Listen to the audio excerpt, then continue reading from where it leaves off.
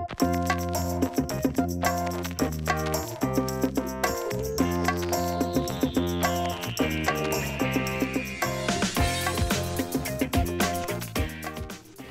den 4. oktober afholdt Udenrigsministeriet et seminar for omkring 175 EU-sagsbehandlere fra forskellige ministerier og styrelser.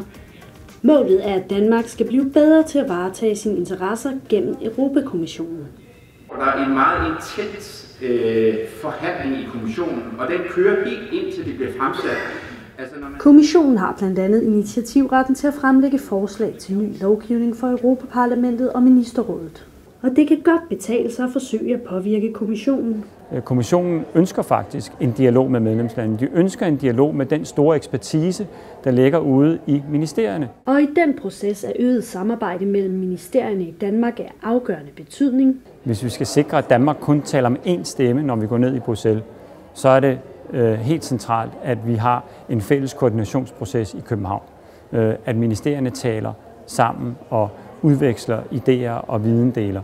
Danskere som Henrik Mørk, der arbejder i kommissionen, kan indirekte spille en vigtig rolle for, at danske interesser kan sætte deres præg på kommissionens lovforslag. Og det betyder jo ikke, at vi arbejder for Danmark i kommissionen, og det ved I jo godt. Vi varetager jo danske interesser, men vi er jo snigfingre for det første. Vi kan hjælpe jer på vej i systemet. Vi kan fortælle jer, hvem det er, I skal snakke med. Vi kan også forklare til vores kollegaer internt, hvorfor den her interesse er dansk, eller hvorfor den er vigtig for Danmark. For at få indflydelse, må man finde sammen med dem, man er enig med. Altså at bygge alliancer er jo det, vi gør i europapolitikken, når der skal vedtages noget. Og jo tidligere de alliancer bliver bygget op, jo flere der kan fremføre de samme synspunkter, jo stærkere en sag er det klart, man har. Nogle gange kan det være bedre at gå ikke til den kommissær, der er ansvarlig for dossieret, men måske til en anden, som har nogle større sympatier for danske synspunkter. Det kunne være en kommissær fra et naboland, fordi alle kan gå ind og påvirke i sidste ende et forslag. Og selvom meget lovgivning i Danmark stammer fra Bruxelles, er det ikke alle herhjemme, der har troen på, at vi selv kan påvirke beslutningerne. Hjemme i en ministerie eller en styrelse, så tænker man ikke over det. Man møder stadigvæk rigtig mange, der siger, kan vi virkelig gå ned og bare fremføre det her?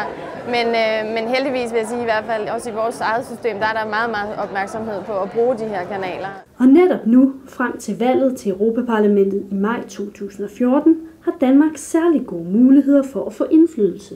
Vi har en mulighed for, inden for det næste halve år eller så, at influere den nye politiske agenda.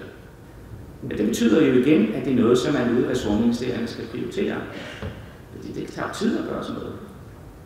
Så gør man det. Hvis man ønsker at styrke sin indflydelse i Bruxelles, er det i hvert fald værd at lytte til denne opskrift. Det vigtigste budskab er, være tidligt ude, tidligt på bolden, have argumenterne i orden, tænk på det europæiske perspektiv, når man skal tænke løsningsmodeller, og så brug de netværk og den indgang, som kommissionen jo byder på.